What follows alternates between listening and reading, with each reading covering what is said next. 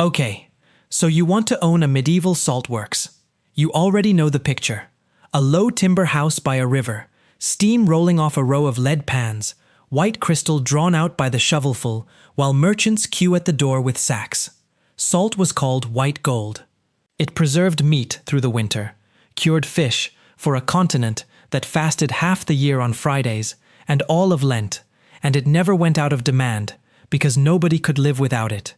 So the picture writes itself. Own the pit, own the fortune.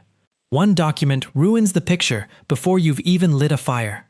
In 1086, William the Conqueror's surveyors rode into Nantwich and counted 8 salt houses on the town's one brine pit.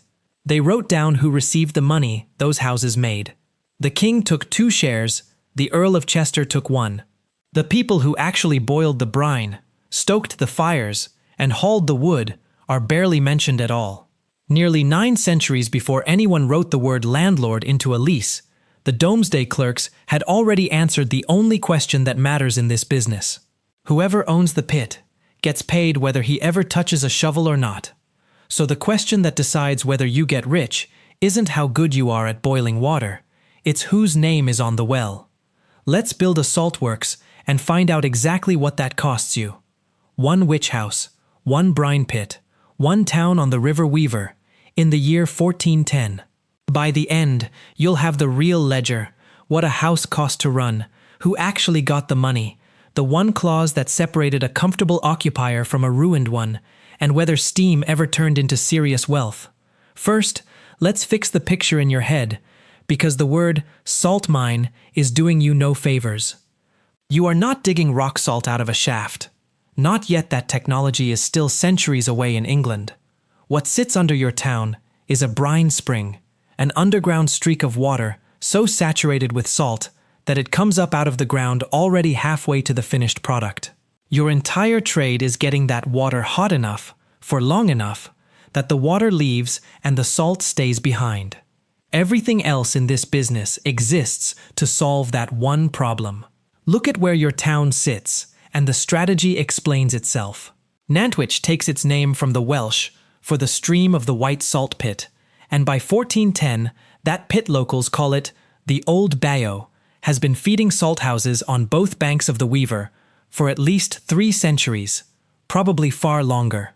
Domesday's surveyors already found brine works here in 1086.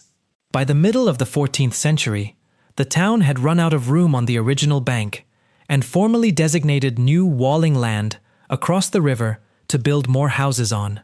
The pit was already so valuable that the town regulated exactly where you were allowed to build a house to draw from it. You cannot simply dig a well of your own outside town and undercut everyone.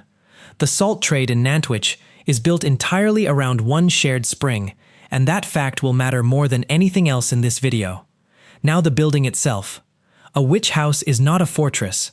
It is a long, low timber structure, purpose-built around its furnace, holding a row of lead pans. Later accounts describe as many as 6 leads in a single house, each one kept simmering over its own fire. Wooden troughs carry brine in from the pit. Small barrels sunk into the floor hold the day's supply. At the sound of a bell, the fires are lit under every lead at once, because brine that sits too long loses potency, and everyone's boiling day runs on the same clock. No surviving document gives us a clean construction bill for a Nantwich witch house in 1410, the way we have building contracts for other trades, and any account that hands you a tidy number for it is inventing one. What we do have are the rents these houses generated once built. At Northwich, the neighboring witch town, Domesday records 3 salt works, rendering 30 shillings a year to the lord who owned them, 10 shillings per house, extracted whether the occupier had a good boiling season or a bad one. That is your fixed cost before a single fire is lit, and like every fixed cost in this genre, it does not care about your excuses. Here is where the ownership structure gets interesting, and it is the same structure, dressed differently, that shows up on the other side of the North Sea. 400 miles east, in the German town of Lüneburg, an almost identical trade had already split itself into 2 separate classes of person by 1410.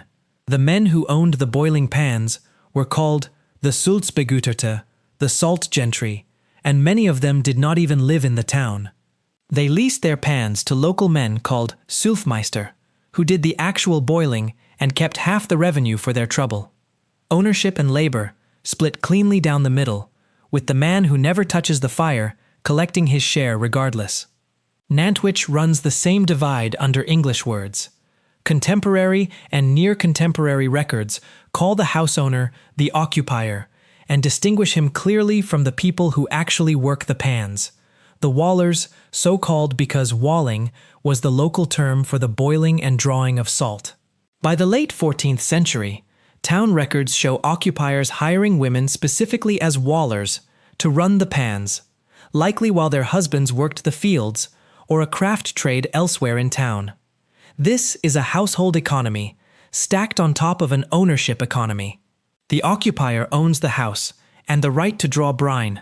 The wallers do the physical work of turning that brine into salt. And exactly like East Meon's plough contract or Lüneburg's leased pans, the question that decides your fortune is which side of that line your name sits on. Buying your way into the pit itself costs money before you've built anything. This is not a free resource sitting in the ground for anyone to take. Since Domesday, the right to draw brine from the Nantwich pit has belonged to the King and the Earl of Chester jointly, split 2 shares to 1. An occupier does not simply arrive and start pumping. He holds a house on land that carries the obligation to pay toll on what it produces, and the town's Domesday-era customs are specific about who pays what. A stranger from outside the shire, carting away a horse-load of salt, pays more than a local man doing the same. Anyone who tries to slip goods past the toll and gets caught faces a fine of 40 shillings, roughly 160 days of a laborer's wages gone in one penalty, which tells you the toll was taken seriously and was worth someone's while to enforce. Fuel is the expense that never sleeps, and here your business shares its deepest bone with the Lüneburg salt gentry across the sea. A pan of brine does not boil itself, and it does not boil quickly. Common salt was simmered slowly for hours before the crystals sank far enough to be raked to the pan's edge. Every hour of that boil burns wood, and Cheshire's witch towns sat inland, away from any coalfield convenient enough to matter yet. The wood has to be cut, carted, and stacked before the bell rings, and it burns at exactly the same rate whether the finished salt sells for a good price that week or a bad one. In Lüneburg, this same appetite for fuel eventually stripped the surrounding heathland of timber across the medieval centuries, a documented ecological cost of that industry. Not a Nantwich-specific one, but the same physics apply wherever brine meets fire. No surviving Nantwich account gives us a precise cords per boil figure the way Roman bath furnaces have been reconstructed by modern archaeologists. So treat the scale of the fuel bill as proportional to the German evidence rather than as a measured Cheshire number. Labor is the second constant drain, and it is not simply the waller's wages. Someone hauls the wood. Someone tends the fire through the night so the boil does not stall. Someone rakes and lifts and ladles salt into wicker baskets while the pan keeps simmering behind them, and someone carries the finished baskets to dry before they can be sold or carted away. A working witch house is a small factory floor, not a man and a kettle. Broad English wage benchmarks for the period put an unskilled laborer at roughly 3 to 4 pence a day, the same figure that anchors wages across every trade this channel has covered, and a house running 6 leads at once needs several hands working in shifts around the clock. The bell sets for everyone. Now the revenue side, and this is where the picture in your head was almost right, just for the wrong reason. Salt does not go bad, does not go out of fashion, and does not stay in one place. It moves by packhorse and cart to every town within reach, because every household that salts meat for winter, every fishery on the coast curing its catch, and every tanner treating hides needs a steady supply, not a one-off purchase. That gives you something genuinely rare in this genre, a product that is both a daily necessity and fully storable, sold in an active, tolled, cross-border trade rather than consumed quietly by a single manor. Where the blacksmith depended on a plough wearing out, and the inn depended on a traveler passing through, The which house depended on something closer to certainty. Every household in reach of the road needed salt every single year, whether the harvest was good or bad.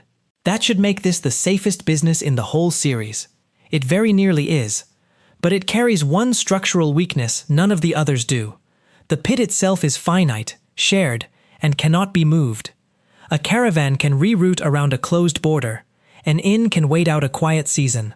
A witch house cannot relocate its brine spring. Every occupier in Nantwich is drawing from the same well the Domesday clerks counted 8 houses on 3 centuries earlier.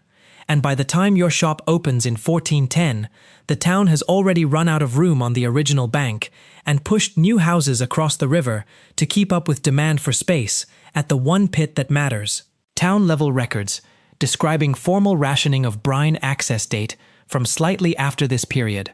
So whether an informal rationing system was already operating by 1410 itself is inferred from the pressure on space, rather than directly documented for that exact year.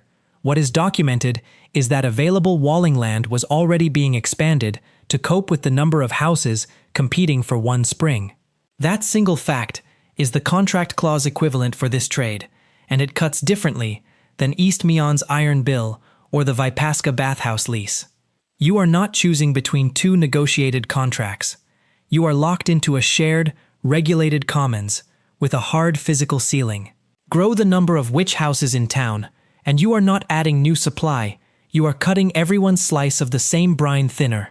The king and the earl, who take their 2/3 and 1/3 off the top, regardless of how many houses divide the remainder, have no reason to ever limit the number of occupiers competing for space. Their revenue is protected either way. Yours is not. Set the good year and the bad year side by side, the way the ledger always demands. In a strong year, brine flows steadily. The toll is paid without incident. Wood is cheap because the harvest freed labor to cut it, and your salt clears at a solid price on every cart that leaves town. Revenue comfortably covers the 10-shilling rent benchmark, the wood, the waller's wages, and the toll, leaving a genuine surplus proportionally not unlike the excellent year surplus this channel has reconstructed for other trades. Though again, no complete Nantwich account book survives to hand us an exact spoken figure the way East Meon's manorial rolls do for plough iron. So this is a reconstruction built from the documented rent, toll, and wage benchmarks rather than a discovered ledger. In a bad year, the brine itself works against you before a single fire is lit. A wet season can dilute a shallow spring's salinity, meaning longer boils for the same yield of salt, more wood burned for less product. A dry season stresses the same pit every other house in town is also drawing from, so competition for access tightens exactly when your costs are already rising. The toll does not fall, the rent does not fall. 40 shillings still waits for anyone caught avoiding it. And unlike the blacksmith's customer, whose broken plough can simply wait another season, your customers can and will buy salt from Northwich, Middlewich, or Droitwich instead, because salt is salt regardless of which town boiled it. Your product has no loyalty to your address.